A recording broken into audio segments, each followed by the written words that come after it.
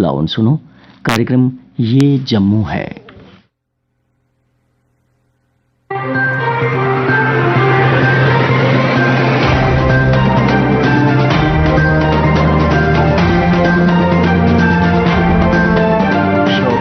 नमस्कार, कार्यक्रम ये जम्मू है में आप सबका स्वागत है। आज के अंक में शामिल है कल directorate of information and public relations द्वारा किया गया यूथ कॉन्क्लेव 2024 का आयोजन। जम्मू म्युनिसिपल कॉरपोरेशन की तरफ से शुरू होने जा रहा है स्वच्छ सर्वेक्षण 2024। बीएसएफ जम्मू के आईजी द्वारा की गई पत्रकार वार्ता। J&K academy of art culture and languages द्वारा आयोजित हुआ मीट द एमिनेंट ऑथर कार्यक्रम। और श्रोताओं, जिला उधमपुर के एक सामाजिक कार्यकर्ता ने की वहां के स्कूल्स के लिए मूलभूत सुविधाओं की मांग। पर सबसे पहले अपनी बात। जम्मू कश्मीर की इकोनॉमी का लगभग 80% भाग कृषि क्षेत्र पर आधारित है। प्रदेश की तकरीबन 70% आबादी का दारोमदार भी कृषि क्षेत्र पर निर्भर रहता है। इसलिए प्रदेश की आर्थिकी सुदृढ़ बनाने के लिए सरकार जम्मू कश्मीर के एग्रीकल्चर सेक्टर की तरक्की की इच्छुक है। जब हम एग्रीकल्चर सेक्टर की बात करते हैं तो इसमें कृषि पैदावार के अलावा बागबानी, पशुपालन, डेयरी फार्मिंग, फ्लोरिकल्चर और भेड़ बकरी पालन इत्यादि के काम भी इसमें शामिल हैं और इन सब क्षेत्रों के विकास के लिए कई योजनाएं भी संचालित हैं। गौरतलब है कि आगामी वित्त वर्ष 2024-25 के जम्मू कश्मीर के लिए पार्लियामेंट द्वारा पारित बजट में कृषि क्षेत्र में परिवर्तन लाने के लिए एग्रीकल्चर का कंपोनेंट विगत वर्षों से कहीं अधिक शामिल किया गया है। मोटे तौर पर अगर बात करें तो सरकार की परिकल्पना है कि प्रदेश की संपूर्ण भूमि में साल भर में कम से कम 2 फसलें जरूर उगाई जाएं। सरकार द्वारा प्रदेश में 2000 किसान खिदमत घर KKGs अवश्य संचालित किए जाएंगे, जो किसानों को सूचना और सहायता प्रदान करेंगे। भूमि की सिंचाई के लिए कूलों, नहरों, बोलियों, बोरवेल्स, ट्यूबवेल्स और अमृत सरोवरों वगैरह के भी काफी अच्छे प्रावधान रखे गए हैं। बजट में डेयरी यूनिट्स, शीप यूनिट्स के भी प्रावधान शामिल हैं, जिनसे हजारों युवाओं को रोजगार हासिल हो पाए। डेयरी यूनिट्स व प्ले हाउस बनाने के लिए इंडिविजुअल बेनिफिशरीज के लिए भी उत्साहवर्धक सब्सिडीज के प्रावधान भी एग्रीकल्चर बजट कंपोनेंट में रखे गए हैं। AC पंप्स के स्थान पर सोलर पंप्स भी प्रधानमंत्री कुसुम योजना के तहत लगाए जाएंगे। परवाज योजना के तहत किसानों को मंडियां मुहैया करवाने के कार्य का और अधिक प्रसार किया जाएगा। पर्यावरण के संरक्षण और फल उत्पादन की वृद्धि के फलदार पौधे भी किसानों को दिए जाएंगे। बागबानी को प्रोत्साहित करने के लिए भी सहायता एवं सब्सिडी वगैरह के प्रावधान भी बजट ग्रांट्स में उपलब्ध होंगे। यानी एग्रीकल्चर के संपूर्ण सेक्टर के समग्र तथा समावेशी विकास का पूरा ध्यान आगामी वर्ष 2024-25 के बजट में रखा गया है। ये सब कुछ निर्धारित करने के पीछे सरकार की परिकल्पना जम्मू कश्मीर की एग्रीकल्चर इकोनॉमी का उत्थान करके प्रदेश को आत्मनिर्भर तथा विकसित प्रदेश बनाना है और इसीलिए छोटे और हाशिए पर स्थित किसानों के उत्थान के लिए भी कृषि बजट में ध्यान दिया गया है। बजट के आंकड़ों में कई मुद्दों की व्याख्या है और नई पुरानी योजनाएं भी अनेक हैं। बस जरूरत इस बात की है कि छोटे बड़े सभी किसानों तक पूरी जानकारी व्यवस्था द्वारा पहुंचाने का प्रयत्न किया जाए। उधर किसान वर्ग को भी अपना हितधारक स्वयं बनना होगा ताकि कृषि क्षेत्र विकसित होकर जम्मू कश्मीर प्रदेश को विकसित प्रदेश बना सके। विकसित भारत, विकसित जम्मू कश्मीर, अमन और तरक्की की नई तस्वीर। श्रोताओं, कल directorate of information and public relations द्वारा कन्वेंशन सेंटर में यूथ कॉन्क्लेव 2024 का आयोजन किया गया। इस अवसर पर केंद्र शासित प्रदेश जम्मू कश्मीर के उपराज्यपाल मनोज सिन्हा ने अपने संबोधन में कहा, जम्मू कश्मीर के युवाओं का एक उभरता हुआ प्लेटफॉर्म इंफॉर्मेशन डिपार्टमेंट बन रहा है। आज यंग अचीवर्स को सम्मानित करते हुए मुझे अत्यंत प्रसन्नता की अनुभूति हो रही है।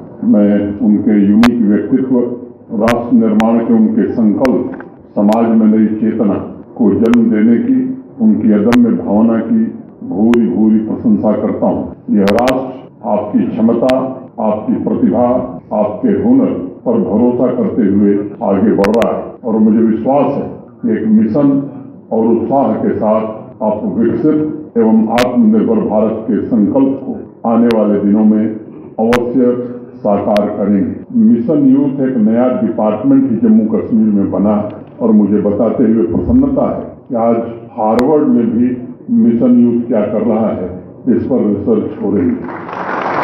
ये जम्मू कश्मीर के लिए और प्रसन्नता की बात है। यहाँ की 65% आबादी युवा। यह डेमोग्राफिक डिविडेंड जम्मू कश्मीर की सबसे बड़ी ताकत है और युवाओं ने अपनी उपलब्धियों से साबित किया है वो हमारे भविष्य की सबसे बहुमूल्य और अनमोल संपदा है।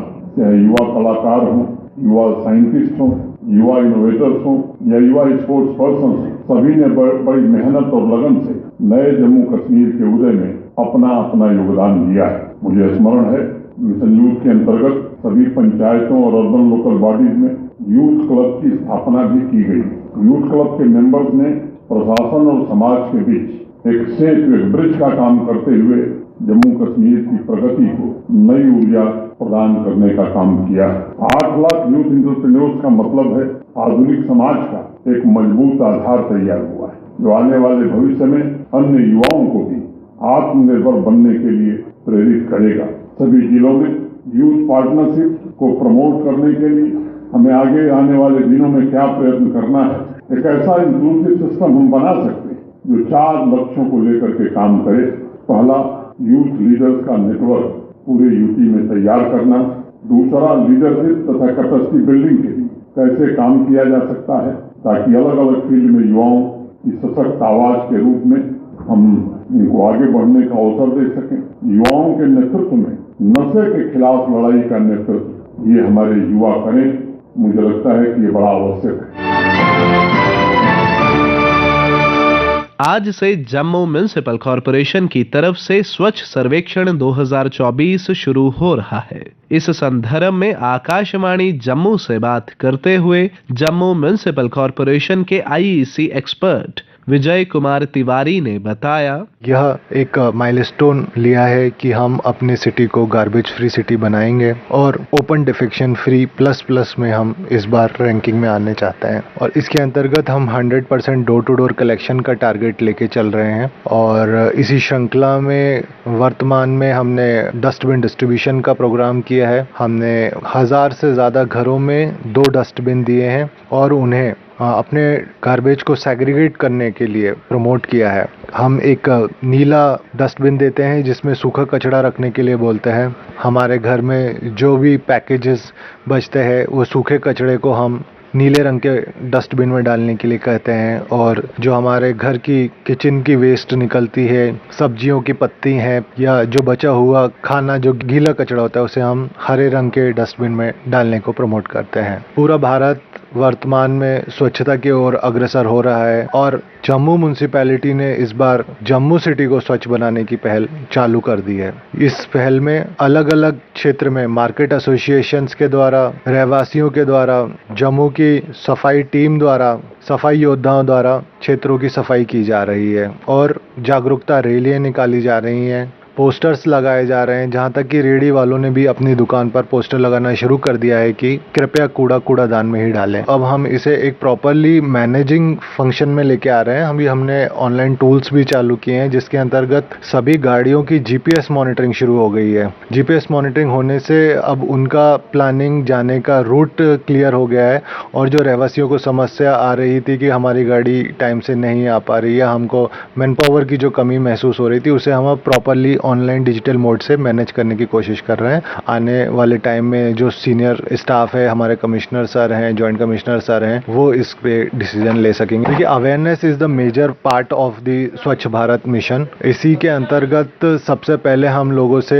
यही बोल रहे हैं कि आप केवल और केवल अपना कचरा म्युनिसिपैलिटी की गाड़ी को ही दें। इसका यह फायदा रहेगा कि हम उस कचरे को सेग्रीगेट करके हम उसको रिसाइकिल कर सकेंगे और जो रिड्यूस रिसाइकिल का कॉन्सेप्ट है उस उस कॉन्सेप्ट को हम फॉलो करेंगे। अभी हमारी टीम ने पूरी सिटी को बिन फ्री किया है, यानी जो पहले नीले रंग के कंटेनर आपके सिटी में रहते थे, अभी वो सारे कंटेनर सिटी से हटाए जा रहे हैं और मेजर फोकस यही है कि आपके घर पे गाड़ी पहुंचे और आप अपने घर से ही उस कचरे को गाड़ी में डाल दें, यहाँ वहाँ ना फेंकें। दूसरा एक और हमने अभी इनिशिएटिव लिया है कि हमारा जो सिटी है वो पूरा कैनाल से जुड़ा हुआ है।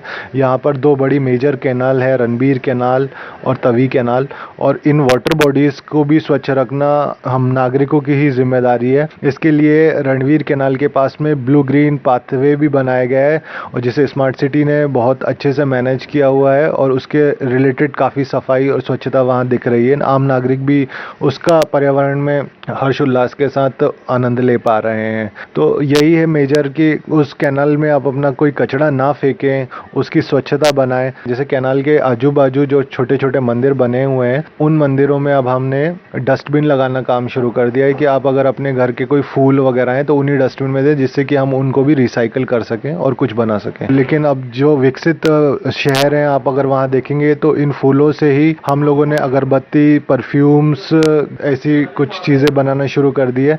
तो जम्मू म्यूनसिपैलिटी ने अभी प्रायोरिटी पर एक पंचमुखी हनुमान मंदिर के साथ बात की है, वहाँ पर भी अगरबत्ती बनाने का काम शुरू हो रहा है। और अब आप लोगों से भी विनम्र निवेदन है कि जो भी आप फूल अपने घर के पूजन है या कोई चीज़ें ऐसी हैं जो आप कैनाल में डाल रहे थे, उसे ना डालकर मंदिर के डस्टबिन बॉक्स में डालें, जिससे कि हम वहाँ कलेक्ट कर उनको रिसाइकिल कर कुछ प्रोडक्टिव यूज़ कर सकें। जम्मू म्यूनसिपैलिटी ने ठाना है जम्मू को स्वच्छ बनाना है, क्लीन जम्मू, ग्रीन जम्मू। स्वच्छ सर्वेक्षण 2024 के बारे में लोगों से अपील करते हुए जम्मू म्युनिसिपल कॉरपोरेशन के म्युनिसिपल कमिश्नर राहुल यादव ने कहा, आप सभी जम्मू वासियों से ये निवेदन करता हूं कि हमारा स्वच्छता सर्वेक्षण 2024 अब स्टार्ट होने वाला है। उसमें आप सभी हमारा सहयोग करें, जिससे हम जम्मू की स्वच्छता रैंकिंग इंप्रूव कर पाएं। उसके साथ ही मैं सभी जम्मू वासियों से ये भी निवेदन करता हूं कि हम जल्द ही स्वच्छ वार्ड कंपटीशन भी स्टार्ट करने वाले हैं, जिसमें हम आपके वार्ड्स के बीच में कंपटीशन करेंगे कि कौन सा वार्ड हमारा सबसे सुंदर है, सबसे स्वच्छ है। तो सभी जम्मू वासियों से यह भी निवेदन है कि जम्मू को साफ रखने में, अपने वार्ड को साफ रखने में, अपने एरियाज को साफ रखने में वो हमारा सहयोग करें और अपने एरिया को, अपने वार्ड को और अपने जम्मू को स्वच्छ वार्ड, स्वच्छतम शहरों में शामिल करवाकर अपना और हम और पूरे जम्मू का मान बढ़ाइएगा। ये हमारा स्वच्छता सर्वेक्षण 2024 जो है हमारा 1 मार्च से स्टार्ट हो रहा है और इसमें हमारे डिफरेंट पैरामीटर होते हैं, जिसमें कि हमारी रोड स्वीपिंग, जो हमारे जो लोग हैं उनका फीडबैक, इसके साथ ही वेस्ट प्रोसेसिंग, लीगेसी वेस्ट, हमारे जो पब्लिक प्लेसेस हैं उनकी सफाई की सिचुएशन क्या है, लिटरिंग तो नहीं होती है, सीटीपीटी के क्या जो है स्टेटस है। सो उस टाइप के इशू हमारे इसमें जो है वो डिस्कस होते हैं। तो मेरी सभी जम्मू वासियों से मेरा ये निवेदन है कि वो जम्मू को स्वच्छ रखने में हमारी मदद करें और उसके साथ ही, क्योंकि जो भी शहर साफ होता है वहां पर इकोनॉमिक एक्टिविटी बढ़ती है। तो एक इनटेंजिबल अगर हम जो एप्रिसिएशन कहें वो बहुत ज्यादा होता है स्वच्छता को बनाए रखने में। आप सभी से इसके साथ ये भी निवेदन है हमारे जम्मू वासियों से कि आप सभी हम अपना जो भी कूड़ा है उसको गार्बेज व्हीकल में ही हम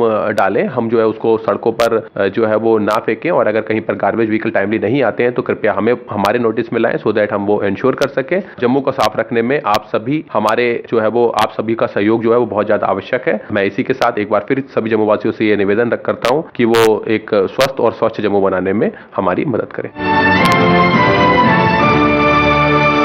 बॉर्डर सिक्योरिटी फोर्स जम्मू के इंस्पेक्टर जनरल डीके बुरा द्वारा जिला सांबा के एक निवासी भगवान दास को अवैध ड्रोन गतिविधि के संबंध में जानकारी देने पर सम्मानित किया गया। इस संदर्भ में उन्होंने एक पत्रकार वार्ता का आयोजन किया, जिसमें उन्होंने कहा, देश के लिए एक अच्छा काम किया, जिनको पुरस्कार देकर सम्मानित किया। बीएसएफ की सिखलाई में है कि बॉर्डर 3 चीजों से बनता है। एक वो सीमा रेखा जो पिलर के द्वारा निर्धारित करके 2 देशों के बीच में खींची हुई है। दूसरा, उसकी सुरक्षा में लगी हुई तैनात बॉर्डर सिक्योरिटी फोर्स बीएसएफ या और भी कोई हमारी जो एजेंसीज हैं बॉर्डर एरिया में काम करती हैं, पुलिस है या कोई और एजेंसीज हैं। और तीसरा उसमें शामिल होती है जो बॉर्डर की पॉपुलेशन या बॉर्डर के पे जो लोग रहते हैं वो, ये 3 लोग मिला के बॉर्डर बनाते हैं। तो इसलिए हम शुरू से ही और हमेशा से मानते हैं कि बॉर्डर पॉपुलेशन के बिना बॉर्डर कंप्लीट नहीं होता है और बॉर्डर गार्डिंग भी कंप्लीट नहीं हो सकती। तो मैं अपने आप को इस फ्रंटियर का सबसे मुख्य नुमाइंदा होने के कारण अपने आप को भाग्यशाली समझता हूँ कि मुझे इस बॉर्डर पर पॉपुलेशन जो है या जो लोग रहते हैं वो इतने अच्छे और देशभक्त मिले हैं कि हमें आधी समस्याएं जो है वैसे ही हमारी कम हो गई हैं। दूसरी बात, जो ये रिवार्ड की जो घोषणा की गई है वो रिवार्ड नहीं होगा तब भी आप हमें उम्मीद है कि आप इतना ही अच्छा काम करेंगे, लेकिन रिवार्ड होने से ये है कि और मोटिवेशन मिलता है और ये एक एहसास होता है कि हम सारा देश एक साथ हैं, एजेंसीज एक साथ हैं, पुलिस एक साथ है, बीएसएफ एक साथ है और जो बॉर्डर पॉपुलेशन है वो सारी एक साथ है और हम मिलजुल के हमें इस देश की सुरक्षा करनी है।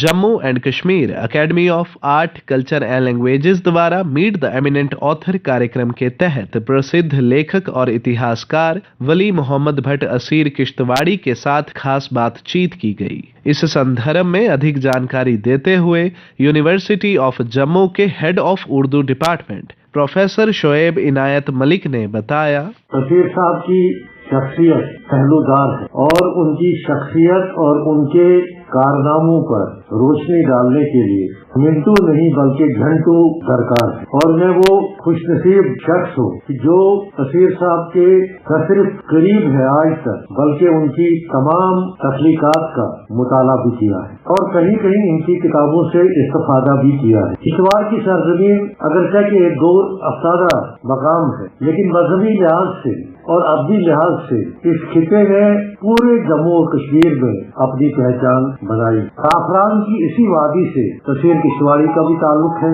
उनके अदबी कारनामे इतने ज्यादा हैं कि उन्हें किसी एक बोरी में समेटना भी मुश्किल है। चाहे वो जिला डोडा की अदबी शिनाख्त हो, चाहे वो जियारतों पर लिखी गई किताब हो, औलिया पर लिखी गई किताब हो, फोकस ऑन जम्मू और कश्मीर हो या उनकी शायरी हो, कोई न कोई पैगाम जरूर देती है। इस मौके पर एकेडमी के सेक्रेटरी भरत सिंह मनहास ने कहा, इस तरह के प्रोग्राम हम तकरीबन मुझे लगता है 1.5 साल से दोनों डिवीजन में करते आए हैं। कश्मीर में भी हमने प्रोग्राम किए, जम्मू में भी प्रोग्राम किए और ऐसे प्रोग्रामों से हमने बहुत कुछ सीखा भी।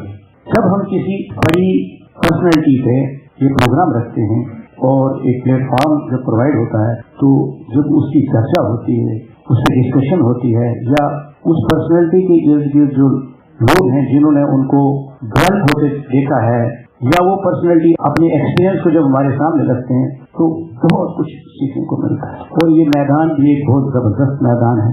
अदब का फील्ड जो है इसकी इम्पोर्टेंस की कोई लिमिट नहीं है। इसको आप जितना स्ट्रेच करें उतना कुछ इसके अंदर आपको मिले।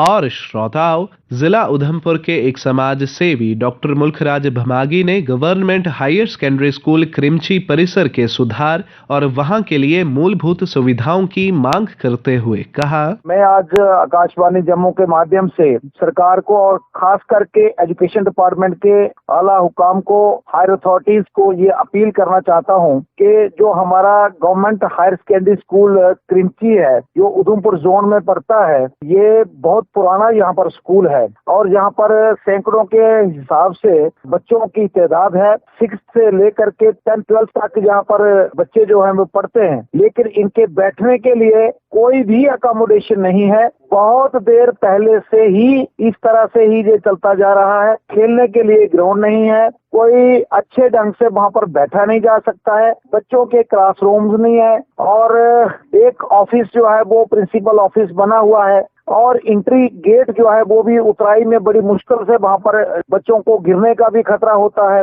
जब रेनी सीजन होता है उसमें तो बच्चे फिर स्कूल आना ही बंद कर देते हैं, जिससे उनके बच्चों की उनकी शिक्षा में बहुत बड़ा प्रभाव पड़ता है। मैं डायरेक्टर स्कूल एजुकेशन और कमिश्नर सेक्रेटरी साहब से भी अपील करता हूँ, सीओ उधमपुर से भी अपील करता हूँ कि बराए मेहरबानी करके इसकी बिल्डिंग को इसके अकोमोडेशन को ठीक ढंग से बनाया जाए ताकि बच्चों की मुश्किलात का हल हो सके। अगर उसकी जगह कम है तो वहाँ पर जो स्टेट लैंड भी है, सरकारी जमीन पर भी है, अगर उसको भी थोड़ा सा मिला दिया जाए तो अच्छे ढंग से जहाँ पर जो है सरकारी बिल्डिंग जो बच्चों के रहने के लिए, बैठने के लिए बन सकती है।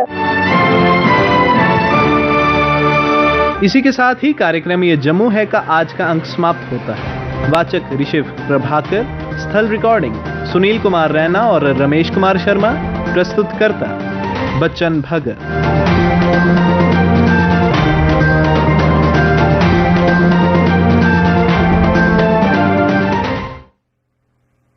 श्रोताओं ने तुझे सुनिया कार्यक्रम ये जम्मू है।